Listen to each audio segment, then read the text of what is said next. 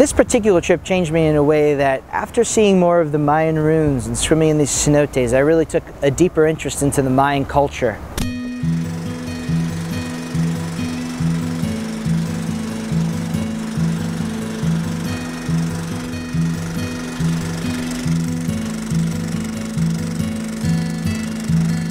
I'm a freelance travel writer, photographer, and blogger, and owner of StayAdventurous.com.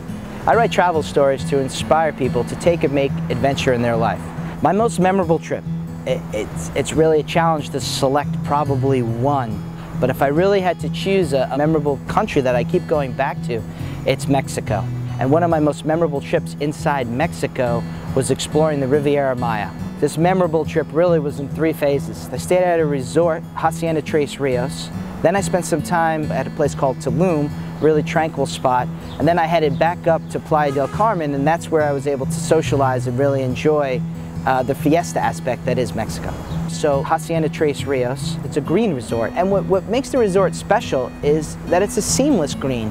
When you walk in, it looks like any other resort. It was built on an eco park that was destroyed during one of the hurricanes that actually came through the area. They rebuilt it and designed to build a resort there. So part of the resort actually is touring some of these areas, which includes cenotes, these little Mayan sinkholes that just are these cavernous places where you could snorkel, even scuba dive in these caves that are just tremendous, that really were undiscovered when I was first going to this area.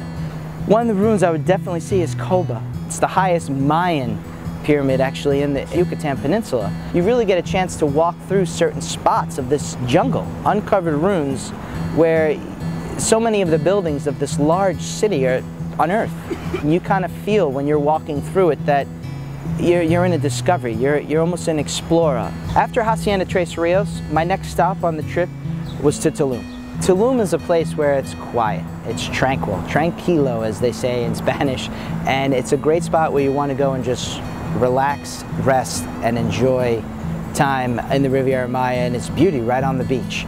The place I stayed was called Casa de Miel, a house of honey, and is a great little place with bungalows right on the water, and I recommend staying as close as you can to the shore because many of these places with the electricity restrictions to keep it green down this area do not have air conditioning. Another place I would definitely recommend the Riviera Maya, and this is where you kind of get your fiesta in, is Playa del Carmen.